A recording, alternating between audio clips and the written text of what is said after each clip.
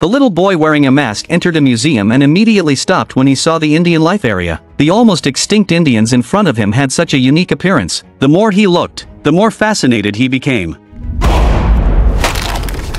Faced with the threat of a toy gun, tears appeared in the Indian's eyes. What was even more unexpected was that he could speak. It turned out that the boy's outfit reminded him of an old friend, who was his close partner. From time to time, they would rob banks to practice their courage.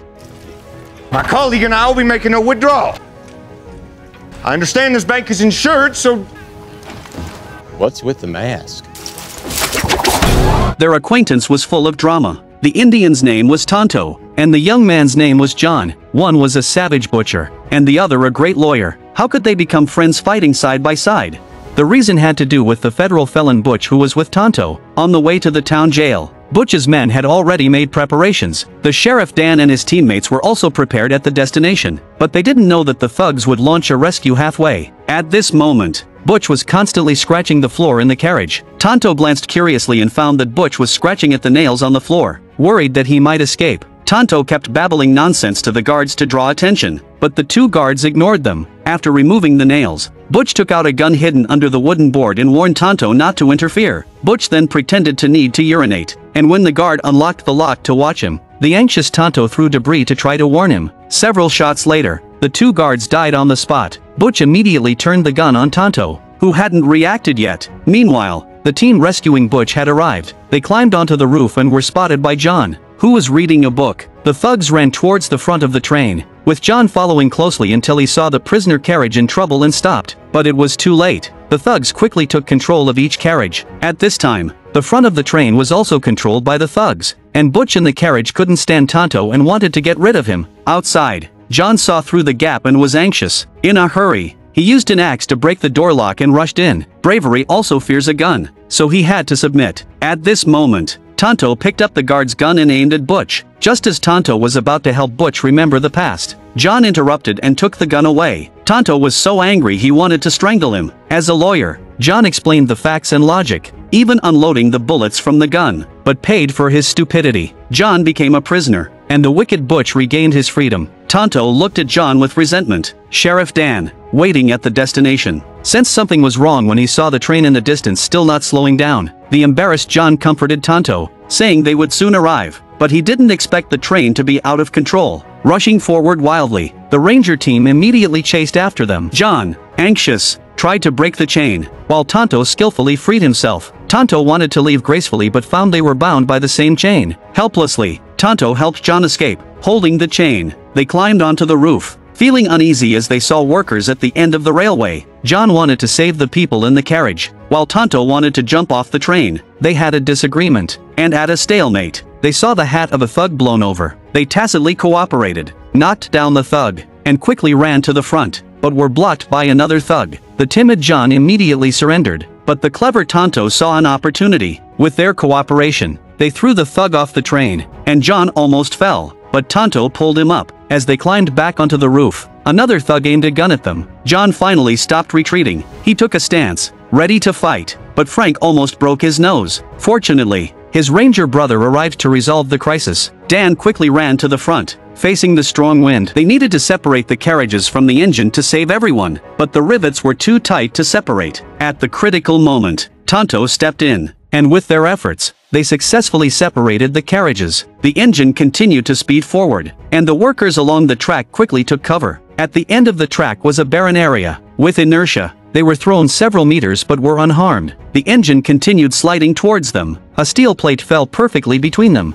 breaking the chain. Just as they were relieved, the engine moved and was perfectly stopped by the steel plate. They narrowly escaped death. Tonto thought he had helped enough and should be let go. Unexpectedly, John insisted on arresting Tonto. He didn't know what crime Tonto had committed, but his sense of law and justice compelled him not to let the criminal go. Tonto, looking at the naive John, angrily turned away. Even if Tonto throws him to the ground, he insists on capturing Tonto. It wasn't until his brother Dan showed up that John confidently controlled Tonto. Tonto felt very disappointed, wondering if being an Indian meant he could be captured at will. John locked Tonto in the town jail. Rebecca, his childhood sweetheart, came to see John immediately, and from their eyes, it was clear they still had feelings for each other, but they had to suppress their emotions because Rebecca was now John's sister-in-law. Just as they were gazing affectionately at each other, the little boy Danny burst in. After 8 years apart, John saw his nephew for the first time, and they awkwardly went outside. Danny was very curious about the strange Tonto.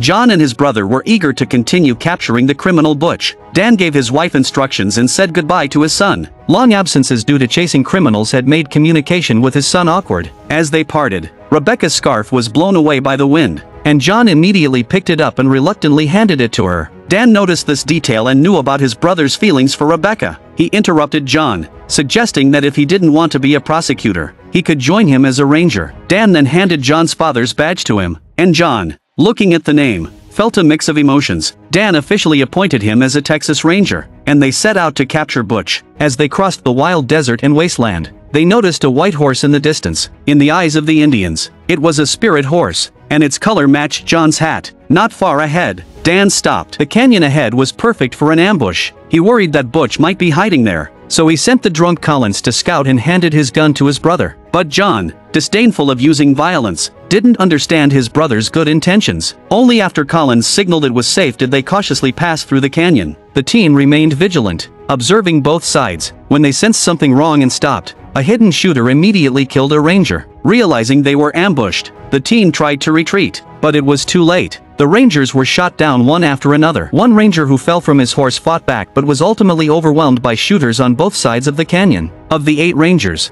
only John and his brother Dan were left alive. Dan, seeing his brother lagging behind, urged him to hurry, but then John's horse was shot, pinning him down. Dan turned back to rescue his brother, feeling guilty for bringing him to this dangerous place and for the death of his comrades. Give me your hand! No! Before closing his eyes, Dan told John to take care of Rebecca and his son, ending his lifelong dedication to his career. The two brothers lay together as Butch and his gang arrived. Seeing Dan still alive, Butch recounted their grievances and, to get his revenge, ripped open Dan's shirt and tore out his organs. John, barely alive, witnessed this horrific scene. The traitor Collins, sickened by the brutality, vomited and said goodbye to his old friends with guilt. After some time, Tonto, who had escaped from jail, saw the carnage. He dug graves to bury the 7 men, but he didn't want to lose out, so he exchanged their belongings with his own. Just as he was about to take John's badge, John, barely alive, grabbed Tonto's hand. Without hesitation, Tonto hit him with a stone and prepared to bury all 7 men. At that moment, the spirit horse,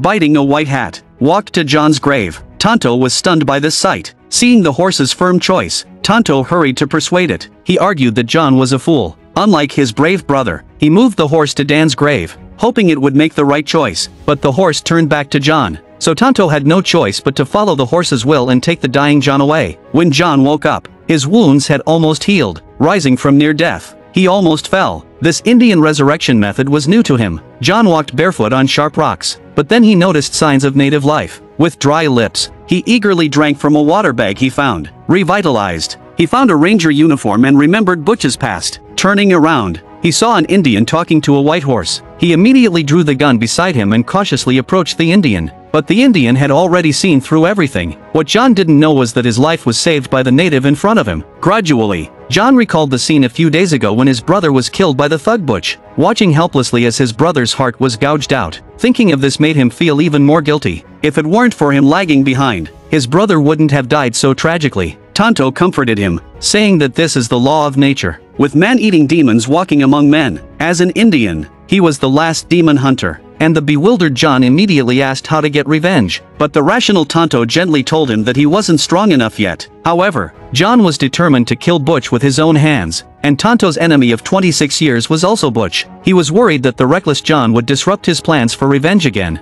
leading to another fierce argument between them. Tonto reminded him to always stay alert. The reason his brother fell into Butch's ambush was because there was a traitor in the ranger team. John then recalled who the traitor was, and Tonto indicated that Butch thought John was already dead. So to surprise and annihilate them, he needed to continue playing dead by wearing a mask. After thinking for a moment, John realized that Tonto was a genius. But if we ride together, it's to bring these men to justice in a court of law. Is that understood?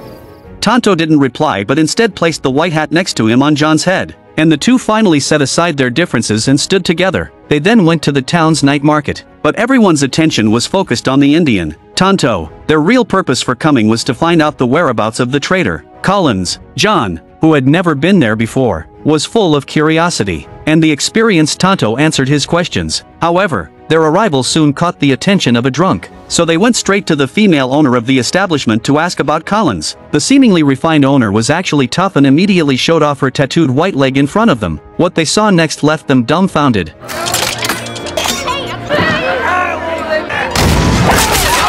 It turned out that the leg was made of ivory, which opened their eyes. However, Red didn't reveal Collins' whereabouts, so John immediately flashed his badge, threatening her with illegal business operations. Red ignored John, who then started writing fines while Tonto recorded everything. Seeing that the owner wasn't moved, Tonto directly drew a knife. When the owner learned they were looking for the thug butch, her attitude changed immediately. She told them about the argument Collins and Dan had a few days ago over the silver ore. When Tonto saw the silver ore, he hurriedly stopped John, telling him not to touch the cursed stone. But John didn't believe in such superstitions and grabbed it. Instantly, his thoughts became chaotic, and visions of the future and the past flashed in his mind. Coming back to his senses, he quickly threw away the silver stone. At that moment, trouble found them, because Indians often slaughtered residents in the area. The locals hated them. They had no choice but to leave quickly. Tonto, afraid of cats, put a cage on his head and sneaked out the back door. Before leaving, John learned that the owner's leg was also Butch's doing. Tonto saw the spirit horse downstairs and noticed it was a drunk, drinking bottle after bottle. With a sigh, Tonto prepared to ride away, but the horse started acting drunk. Meanwhile,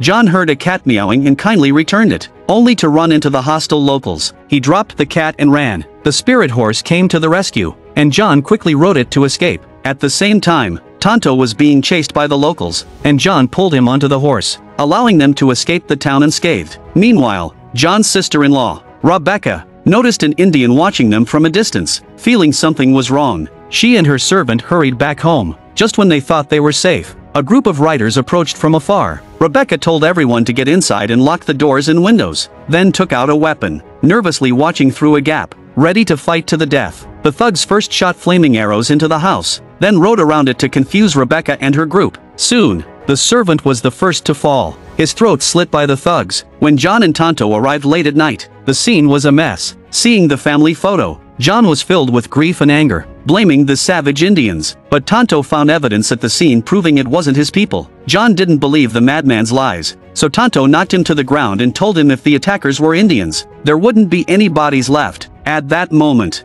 a distant scream interrupted them, revealing someone was still alive. Putting aside their differences, they went to investigate. Upstairs, Frank was wearing a dress, indulging his desires while the maid sobbed. Tonto and John were stunned upon entering, realizing it was Butch's men. Frank, seeing the two strong men, quickly explained he just liked pretty things. John demanded to know where Rebecca and his nephew were, threatening to let the Indian handle him if he didn't talk. Frank shyly asked how he would be handled. Tonto pulled out a duck foot, but a gunshot outside distracted them, and Frank jumped out the window. The thug outside, unaware of what was happening, shot the kerosene lamp when he learned there was an Indian inside, setting the warehouse ablaze. John hurriedly flashed his badge, but the opponent's firepower was even stronger. The fire in the warehouse grew larger, and the door was sealed, with 3 men surrounding them. Just when they were at a loss, there was a strange noise from the top of the warehouse. Tonto looked up at the ventilation duct and saw the horse's head looking at him. It seemed to be a truly spiritual horse. They quickly climbed to the roof, where the spirit horse awaited.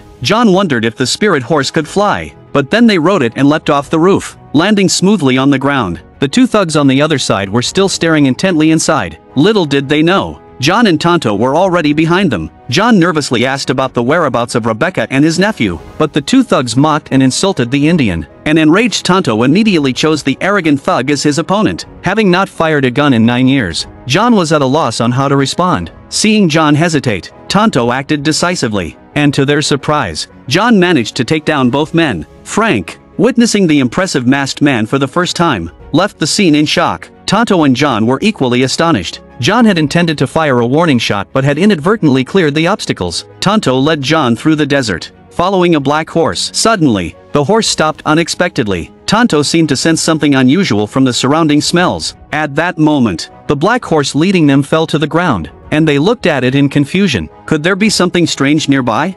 Tonto dismounted to investigate and found the black horse had mysteriously died, with the air filled with an unusual scent. Meanwhile, John complained incessantly about Tonto's poor idea. They had hoped to use the thug's black horse to find John's sister-in-law and nephew. The previous day, the thug leader Butch had ordered his men to kidnap Rebecca and her son, but Frank, who had escaped, immediately reported the events of the previous night to Butch. He was shocked, claiming Dan's ghost had returned to punish everyone, but Butch didn't believe in such tales. Rebecca, with a determined look, insisted it was her husband coming to save them. Enraged, Butch ordered his bearded subordinate to kill them both. The bearded man, torn between orders and guilt, reluctantly led Rebecca and her son to the back. Out of guilt, he didn't kill them, instead letting them go. Rebecca, carrying her son, ran desperately but stumbled and fell. At that moment, a mysterious person in the distance shot and killed the bearded man, allowing Rebecca and her son to escape. Meanwhile, John and Tonto were still lost in the desert, their search directionless. Tonto, tasting the sand,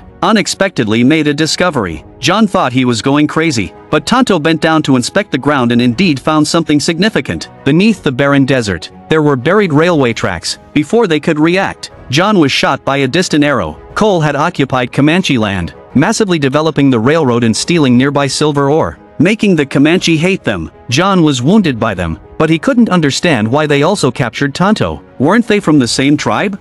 Tonto didn't explain but instead told him a war was imminent. He then treated John's wound with an ancient urine-soaked needle. John endured a long night under the tribe's death dance. The next day, he was brought before the tribal chief, pleading with them to abandon the war, but the people were resolute, believing that continued tolerance was a path to self-destruction. With Tonto's past as a living example, when Tonto was young, he had discovered two outsiders in the desert. Seeing they still had a breath of life, he brought the brothers back to the tribe. Under the tribe's care, the brothers quickly recovered. One day, while eating by the river, they discovered silver ore in the water. Driven by greed, they asked Tonto about the ore's origin. Initially, Tonto refused to answer, but when one brother offered a cheap pocket watch as a bribe, young Tonto succumbed to temptation and revealed the location. This unintentional act led to the tribe's destruction. The brothers found the silver mine, took a lot, and then turned their guns on their saviors. Worried that the mine's existence would be exposed, they massacred the entire tribe. Only Tonto, being away, survived. From that moment, he became mentally unstable, vowing to use the demons' corpses to honor his ancestors. After years of searching, he finally learned the whereabouts of the brothers, with one being the notorious thug Butch. John then understood why Tonto wore a dead crow on his head and felt a pressing need to kill Butch. He had buried his deepest scars in his heart. The chief knew John was Dan's brother. His brother had sworn on the totem to protect the Indian lands if they lived in peace, but he had broken his promise, with countless Indians slaughtered, leaving the tribe no choice but to rise in resistance. John hurriedly claimed that his brother was murdered and promised that if released, he would fulfill his brother's vow. The kind-hearted Indian chief thought for a moment but did not believe John. The two were buried underground, and at that moment, foreign cavalry began to attack the tribe. The Indians, lacking firearms, chose not to engage and instead abandoned their homeland once again. They wandered around, leaving Tonto and John buried deep underground. John was excited and shouted that civilization had finally arrived, believing he could explain everything and save Tonto. However, the cavalry ignored them, galloping past them on horseback. Despite John shouting for help at the top of his lungs, the cavalry paid no attention to him. As the two looked confused, they heard a faint sound from the ground, and soon, countless scorpions emerged from the sand chamber. Tonto remained calm and even seemed to enjoy the sensation, while John was so scared he almost wet his pants, not knowing what to do. At a critical moment, a distant horse neigh gave them hope. The horse became their lifeline, helping John clear the scorpions from his face and pulling him up. However, once freed, John was still angry and did not rescue Tonto, but he didn't go far before regretting his decision, realizing he didn't know the exact location of the silver mine. So he turned back. A group of miners stopped working halfway, claiming the mine was haunted. Butch, who hated ghost stories, ordered his men to force the workers to continue. Frank, unusually, tried to persuade Butch, saying they already had enough silver for a wealthy life and there was no need to endure such hardships and fears. Butch, driven by greed and ambition, wanted to hollow out the entire mountain. Frank not only failed to persuade him but almost lost his life. To investigate the mine, Butch forced Frank to go in, and Frank, holding a kerosene lamp, proceeded cautiously. Seeing the ancient Indian wall paintings on the rock walls, Frank became increasingly nervous, wondering if the ancestors of the Indians were taking revenge on the greedy men. Butch, hearing screams from the cave, also became nervous and sent more men to check. In no time, Tonto and John took out two men in the cave. and a minecart emerged. Butch, fearing it might be a trap, shot at the cart, but found nothing unusual and approached it. Inside, they discovered a piece of dynamite. A sudden explosion blew them apart, sending Butch flying several meters. Through the haze, he saw two tall and imposing figures walking towards him. Tonto and John had finally reached this moment. The death of the tribe's people was avenged, and John's brother, Dan, could rest in peace. Butch, struggling, tried to reach his gun, but John didn't make the same mistake again. He demanded to know what happened to his sister-in-law Rebecca and his nephew, and upon learning of their deaths, he furiously pointed his gun at Butch. Butch, still calm, provocatively pulled out Rebecca's scarf from his pocket, challenging John's resolve. Despite this, John didn't shoot but instead vented his anger through a beating, feeling a tinge of guilt afterward. As a lawyer upholding justice, he shouldn't resort to vigilante justice. Tonto then handed John a gun with a silver bullet, urging him to end it. To deal with someone as evil as Butch, he should be repaid in kind. However, John refused to take the gun, insisting on his sense of justice even though this demon had ripped out his brother's heart. Seeing John's hesitation, Tonto decided to kill Butch, but John stopped him, leading to a struggle. John then accused Tonto of betraying the tribe for a pocket watch, claiming that the so-called revenge was just to cover up his own mistake. John tore off his mask, refusing to be a lawless savage anymore. The two had a complete fallout. Just as Tonto was about to kill Butch, a desperate John attacked from behind. Butch laughed at the scene, and John took him back to the town. Meanwhile, Rebecca, saved by a mysterious person, was recovering, while her son played with toys. The man who saved them was Cole, a major shareholder of the railway company. Cole had long desired Rebecca, and while he acted greedy and ambitious in front of her son, he showed kindness and subtly expressed his wish to start a family with Rebecca. Rebecca, however, was solely focused on finding the surviving ranger. This made Cole wary, and he promised to find the ranger no matter what. As Cole and his men were about to dine, Ranger John and Butch passed by. Hearing that John was alive, Rebecca wanted to rush out, but Cole stopped her, locking her and her son in a room for their safety. Seeing the cavalry leader there, John handed Butch, the wanted criminal, over without hesitation. Cole, finally facing the notorious criminal, vented his rage with punches and kicks. John, feeling pity for Butch, stopped Cole from continuing. Cole then shackled Butch, but Butch's eyes gleamed with a hint of triumph. Seizing the opportunity, Rebecca and her son grabbed a gun and escaped. At the same time,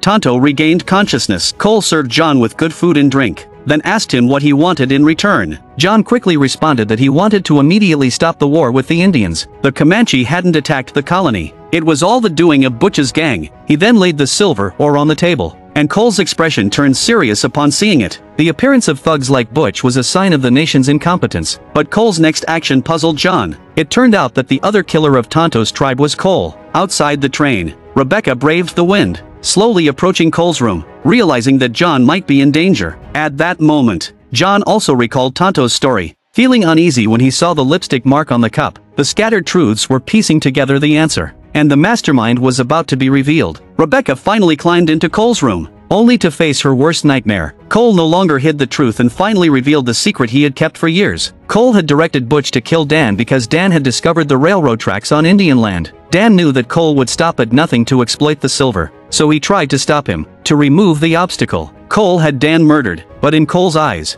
John's brother was just a short-sighted man. John angrily demanded that Cole stop the train, but it was already too late. He pushed Cole towards the front of the train, only to run into his nephew in the carriage. The nephew, shocked, asked where his father was. Cole seized the opportunity and falsely claimed that John had killed his father. The nephew didn't know whom to believe, and John patiently explained. Meanwhile, Butch, holding Rebecca, also barged in. Everyone was stunned, looking at each other in surprise. They had placed all the dynamite they stole from the bank under the newly built railway bridge. On the other side, the railroad company was holding a ceremony, unaware of the explosion that would shatter Cole's dream. But Cole thought it was just the sound of the mine blast and didn't pay attention. Why did John and Tonto want to destroy the bridge? The story had to be told from the previous night. John discovered that Cole was the mastermind, but it was too late. During the confrontation, the cavalry captain accidentally barged in. The situation immediately changed, and John strongly demanded the arrest of Cole and Butch. The brothers had planned to massacre the nearby residents and frame the Indians. They wanted to use the cavalry to drive away the Indian tribes and continue exploiting the railroad to seize the resources on their land. Both sides accused each other, causing the captain to hesitate. Cole then warned the captain that his hands were stained with the blood of countless Indians. If Cole was arrested, it would mean admitting to their crimes. which could have severe consequences in the future. For his own future and safety, the captain made a self-serving decision after much thought.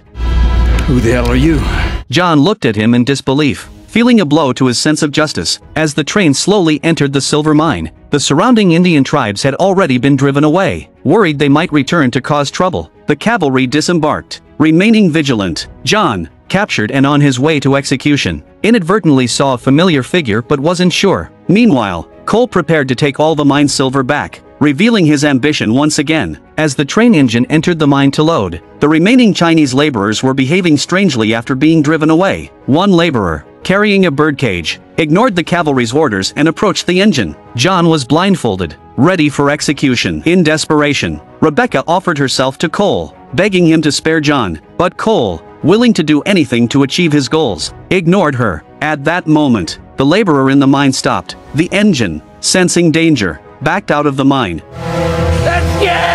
And John's life entered a countdown. The scene became chaotic, and Butch rushed to the engine. Finding Tonto's traces, he angrily swore to personally eliminate Tonto. Suddenly, a distant hillside emitted a muddy sound, clear and melodious. To the cavalry, it was the sound of doom, and fear was etched on their faces. Strangely, the sound abruptly stopped, followed by thousands of arrows shooting from the hill towards the cavalry. Seeing the dire situation, Cole ordered Butch to start the train and escape. Tonto slowly emerged from the mine, freeing John. Despite the fierce battle around them, Tonto remained unfazed. The attackers were Indians ambushed on the hillside. They had united several nearby tribes. Determined to drive out the white robbers, they charged with cold weapons, ready for a fight to the death, causing the captain to panic. Faced with the overwhelming force, he was at a loss on how to respond. Helpless, he ordered the surviving cavalry to hold their formation and wait for the Indians to get closer before opening fire. Under the powerful suppressive fire, the Indians armed with short knives all fell. Despite the heavy casualties, they didn't retreat, fighting to reclaim their homeland. Even knowing the odds were against them, the warriors chose to die on the battlefield. During the battle, Butch quickly started the train, trying to drive Tonto and John into a corner. He then threw a barrel of kerosene into the mine they had escaped to, followed by a bomb. The explosion blasted them into the river below, where they barely survived. Outside, a tragic scene continued to unfold. The chief bid farewell to his beloved land by dying in battle. The rest of the tribe also perished there. Exhausted, Tonto and John climbed ashore, only to see dozens of bodies floating in the river. Seeing the dead crow, Tonto felt both helpless and hopeless. He had lost his roots once again. At that moment, John finally realized there was no such thing as justice. Everything was orchestrated by Cole. At dawn, Tonto and John blew up the bridge, unaware that Cole was attempting to force his way into the chairman's seat at the shareholders' meeting. However, he faced strong condemnation. Being told he was just an employee and had no right to command everyone, Cole no longer pretended and shot the representative on the spot. The shareholders, seeing this, immediately submitted and supported Cole's election as chairman. With real power, Cole was just one step away from transporting the silver ore to Los Angeles for conversion to cash. But someone ruined his dream. Tonto, stealthily, hijacked the train and started wreaking havoc. Red also showed the captain some weapons, planning to take revenge on the Butch brothers. But the captain couldn't afford to be distracted because Tonto had started the train and was preparing to flee with the silver ore. A machine gunner kept firing at the cab, and Tonto hid inside, trembling. At the critical moment, John, riding the spirit horse, stepped forward to assist Tonto. Seeing this, Cole drove another train in pursuit of Tonto. In a panic, John rode the spirit horse and jumped onto the roof, quickly catching up to Cole's train. He then swiftly jumped to the top. As the two trains chased each other, Rebecca stepped out to help but nearly died. Seeing the approaching switch, Tonto quickly devised a plan. Just as Butch was about to board Tonto's train, Tonto switched the tracks, redirecting the train. Cole's train narrowly avoided a collision with Tonto's train. Running parallel, Tonto waved triumphantly at Butch. Cole, spotting Tonto, immediately opened fire. Without weapons, Tonto had to throw coal chunks in retaliation. Cole missed but nearly knocked out Rebecca, who was attempting to sneak attack. The captain informed Cole that John was on his train. Butch, following Cole's orders, brought Rebecca to the roof. The captain took the opportunity to remove the rivets from Tonto's train, separating the car carrying the silver. Seeing Rebecca in danger, John quickly rushed towards her, but Butch, seeing the train approaching a tunnel, smirked and lay down. John entered the carriage and exchanged fire with the captain, who was then shot down by Tonto. The train continued at high speed, with the carriage carrying the silver ore now detached. Tonto noticed Cole pulling out rivets and focused on the long ladder. Butch threatened to throw Rebecca off the train unless John dropped his gun. Surprisingly, John agreed. Rebecca, thinking she had misheard, was thrown off by Butch but was caught by the spirit horse below. John took the opportunity to point his gun at Butch, who still believed John wouldn't shoot. But this time, John was determined and pulled the trigger. Unfortunately, the gun was out of bullets, forcing John to fight Butch hand-to-hand. Surprisingly, John knocked him out with one punch, while Tonto imaginatively used the long ladder to get onto the other train, avoiding falling into the blown-up bridge. To save the passengers, John detached the rivets, leaving only one carriage moving forward. Learning there were still passengers, Tonto quickly jumped back. John entered the carriage and encountered the still-alive Butch, and the two trains were about to collide. The carriage skidded on the tracks, and John swung his whip to escape. Butch wasn't as lucky and was crushed by the following train. John successfully rode the spirit horse and kissed Rebecca. Unable to hold back their emotions, Cole managed to secure the silver. He then entered the carriage and aimed his gun at Tonto. After ensuring Rebecca's safety on the train, John received a silver bullet from his nephew. It was the same bullet Tonto had given him. Just as Cole was about to kill Tonto, John shot the gun out of Cole's hand. Tonto seized the moment, picked up the gun, and recounted Cole's massacre of his tribe, returning the demon's watch. Influenced by John, Tonto didn't kill him on the spot but shot the rivets, letting Cole drift away. The mission of revenge was finally complete, but by then he had no tribe left to accept him. In the end, Cole and his dreams disappeared into the river. The story concludes with John becoming everyone's hero, but his reward was Tonto's corn kernels. He did not choose to take off the mask, nor did he stay to live a happy life with Rebecca. Instead, he continued to uphold his brother's mission, maintaining the justice he believed in, and honoring the promise to protect the Indians. Together with Tonto, they safeguarded the barren lands of the West. I'm a movie lover. Welcome to subscribe to my channel. See you next time.